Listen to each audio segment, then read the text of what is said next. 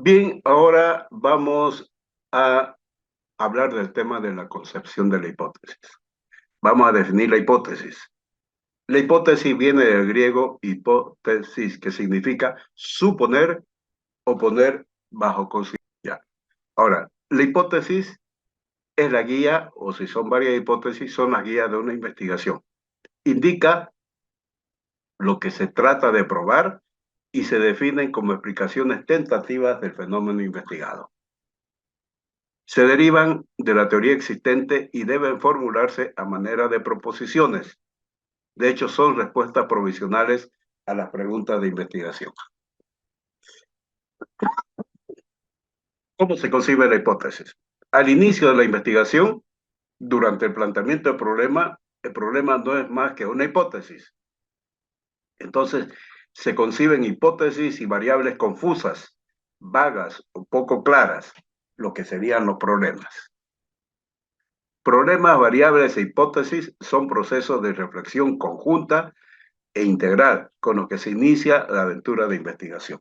Durante la investigación, el análisis de nueva información, la consulta de nuevas fuentes, la organización de datos antes dispersos y la especificación de relaciones entre fenómenos conducen a la reformulación de la hipótesis. Entonces ustedes van a tener al principio de su investigación una hipótesis, pero después van a tener, ya cuando tengan más información, van a tener que modificar su hipótesis, ¿ya? Eso es común.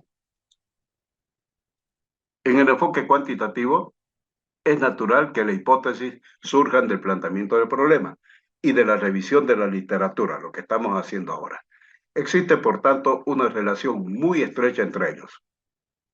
Luego de formular la hipótesis, se vuelve a evaluar el planteamiento del problema, etcétera, etcétera. Es toda una reflexión que tienen que hacer. ¿Cuáles son los elementos de la hipótesis?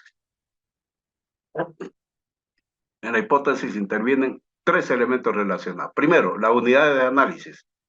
Son las personas, objetos, actividades, fenómenos, etcétera, sobre quienes versa la investigación. Segundo, las variables. Son las características de las unidades de análisis que fluctúan y cuya variación se puede medir u observar. Y tercero, los términos lógicos. Son las conexiones que relacionan las unidades de análisis con las variables o las variables entre sí. Veamos un ejemplo. La hipótesis se debe formular en forma de enunciado afirmativo. Se debe pronosticar el valor de una variable o vincular dos o más variables. Por ejemplo, en la hipótesis, hay una hipótesis que dice, el estado anímico alegre de los jóvenes universitarios tiene una relación positiva con su aprendizaje de conceptos. Sí quiere decir que los universitarios, los jóvenes universitarios que siempre están alegres, con buen ánimo, entonces van a aprender mucho más rápido, ¿ya? Que los otros que están un poquito aburriditos. Entonces va a haber un aprendizaje mucho más efectivo cuando la persona está alegre, está tranquila, está en paz. Esta es una investigación hecha por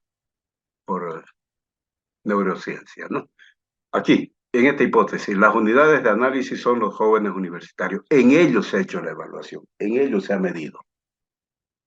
Luego, las variables acá son, por un lado, el estado anímico alegre, porque podemos medir, está más alegre, está menos alegre, está poco alegre, etc. Y el aprendizaje de conceptos. Este aprende más rápido, este no, este es deficiente en su aprendizaje, etc. ¿no? Esas son las dos variables. Y el término lógico, acá en este caso, es la relación positiva. Relación positiva entre ambos.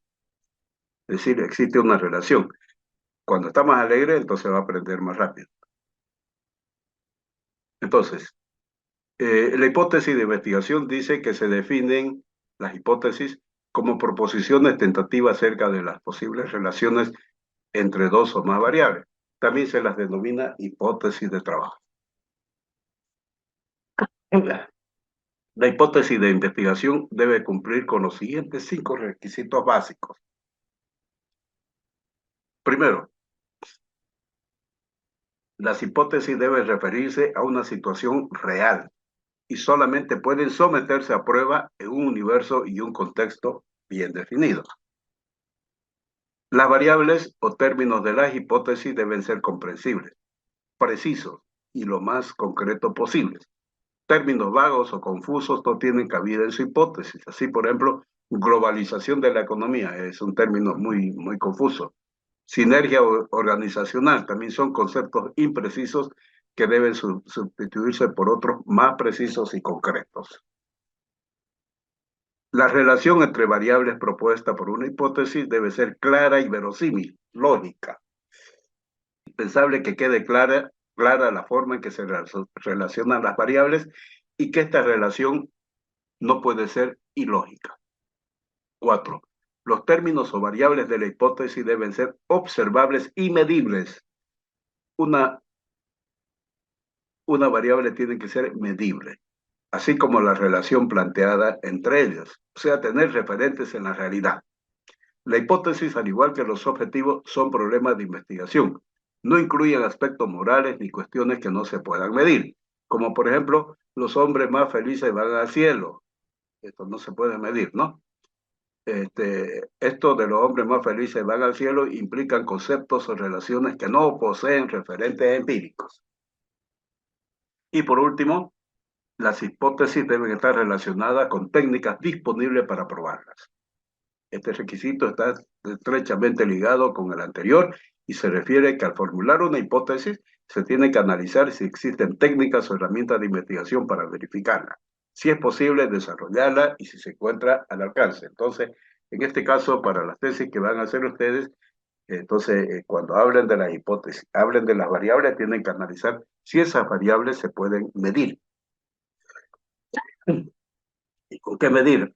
Se puede construir un instrumento de medición, por ejemplo, una encuesta. Y luego de recolectar datos, tenemos que utilizar un software estadístico, el más común, el SPSS, para poder obtener los resultados y poder hacer comparaciones. Entonces, es posible. Ahora, tipo de hipótesis. Esta es una parte muy importante donde estamos hablando del alcance de la investigación también. Dice que no todas las investigaciones cuantitativas plantean hipótesis.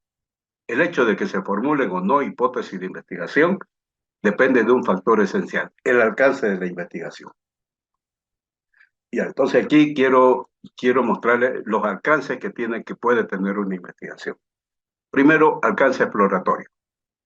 El alcance exploratorio investiga un tema o problema de investigación poco estudiado, del cual se tienen muchas dudas o no se ha abordado antes o que se desea abordar desde nuevas perspectivas. Es decir, no hay. Por ejemplo, ¿de qué depende la vida en Marte? Algo que no se ha abordado, pero sí se puede hacer algo exploratorio. En este alcance no se formulan hipótesis, pero sí se pueden formular conjeturas iniciales. Por lo general, eh, las investigaciones con alcance exploratorio son las cualitativas, donde se tienen que utilizar encuestas, entrevistas y todo eso, y el resultado de la investigación cualitativa es una hipótesis, ¿ya? Pero al principio no se formula. Luego, las que ustedes van a utilizar más comúnmente, tenemos el alcance descriptivo y pronóstico. Busca especificar las propiedades, las características y los perfiles de personas, grupos, comunidades, procesos, objetos o cualquier otro fenómeno que se someta a una investigación. Pronostica un hecho o dato o variable. Veamos un ejemplo de una hipótesis descriptiva o pronóstico. Algunos le llaman pronóstico, otros le llaman descriptiva. Dice que el 90% de los estudiantes de la maestría de educación de la Universidad de la UPFP, por ejemplo, se encuentra satisfecho con la formación recibida, ¿ya? Entonces, por ejemplo, el director la directora de la unidad de posgrado quisiera saber cuál es el grado de satisfacción que tienen los estudiantes de la maestría de educación superior tecnológica. Entonces, realiza una investigación con alcance descriptivo, porque va a pronosticar el valor de una variable y ella, muy optimista, puede formular, puede decir que el 90% están satisfechos, o más del 90%. Si sale más del 90%, entonces ya puede bailar en una pata. Pero si sale menos, entonces no es que la investigación haya sido mala, sino que si sale mucho menor, la investigación le va a dar mucho, es decir, le va a proporcionar mucha información, porque ella va a saber por qué está, qué es lo que está fallando. Entonces ella va a poder leer a través de todos los datos que se han recolectado, va a poder leer en qué están fallando. Por ejemplo, está fallando la pedagogía docente, bueno, hay que cambiar docente o hay que pedirles que se preparen mejor, o está lo que ha bajado bastante es por el contenido, entonces los contenidos no son los adecuados, etcétera, etcétera, ¿no? Entonces, este es un alcance descriptivo y pronóstico. Luego, luego tenemos el alcance correlacional. La finalidad es conocer la relación o grado de asociación que exista entre dos o más conceptos, categorías o variables en un contexto específico. Por ejemplo, una hipótesis correlacional. A mayor edad, mayor es el grado de satisfacción de los estudiantes con la formación recibida en la maestría de educación de la UPF. Es decir, que los que tienen mayor edad entonces se encuentran mucho más satisfechos. O también podríamos decir que las mujeres se encuentran mucho más satisfechos o los hombres mucho más satisfechos. Entonces, hay esa correlación entre la variable mayor edad y el grado de satisfacción. Correlación positiva. ¿Ya? Ustedes van a utilizar esta y esta. Luego tenemos el alcance casual o explicativo. Está dirigido a responder por las causas de los eventos y fenómenos físicos o sociales. Se enfoca en explicar por qué ocurre un fenómeno y en qué condiciones se manifiesta o por qué se relacionan dos o más variables. Ejemplo 10. La incoherente formulación del problema es la principal causa de deserción en curso de tesis de grado. Y esta es una investigación que se ha hecho acá en los posgrados. Es decir, la mayor cantidad de deserciones, o sea, que no han llegado a defender su tesis, es porque no han encontrado un problema coherente para investigar. ¿Ya? Entonces, fíjense, hasta se ha hecho esta investigación, cuando alguien se preocupe por qué no presentaban, por qué no defendían su tesis, porque ninguno de ellos recibió la guía especializada o en formular un problema coherente. Entonces, esas son, ustedes por lo general van a hacer esta y esta, correlacional y descriptiva. Bueno, luego de acá yo les dejo, aquí hay una explicación más profunda sobre hipótesis descriptiva, algunos ejemplos sobre explicaciones sobre investigaciones descriptivas. Pueden leerla y pueden, para que se orienten un poquito, ¿no? Si es que su alcance va a ser descriptivo. También tenemos acá las correlacionales, también hay tienen acá algunos ejemplos de las hipótesis correlacionales, es decir, cómo se puede, por ejemplo, acá la hipótesis correlacional dice el tabaquismo está relacionado con la presencia de padecimientos pulmonares, ¿no? Las hipótesis correlacionales no solo pueden establecer que dos o más variables se encuentran vinculadas, sino también cómo están asociadas. Alcanzan el nivel predictivo, es decir, a mayor tabaquismo, mayores padecimientos pulmonares, por ejemplo, ¿no? Esa es una investigación que se ha hecho. Otra investigación correlacional dice, a mayor autoestima habrá menor temor al éxito, es decir, las que tienen muy buena autoestima, entonces tienen menor temor al éxito, no tienen miedo, se van adelante, pero el que tiene una baja autoestima, entonces siempre va a tener temor al éxito. Por eso en algunos colegios se mide la autoestima para poder trabajar sobre ello, para aumentar la autoestima de los estudiantes y que no tengan temor al éxito. Y entonces sí, ustedes, acá yo les dejo la lectura para que ustedes puedan leer un poquito sobre hipótesis relacionales. Ahora, hay algo que les quiero indicar, que dice, en las hipótesis correlacionales no se habla de variable independiente causa ni de variable efecto dependiente. Cuando solamente hay una correlación, estos términos carecen de sentido. Al comenzar los trabajos de investigación, muchas veces se suelen indicar cuál es la variable independiente y cuál es la variable dependiente. en realidad esto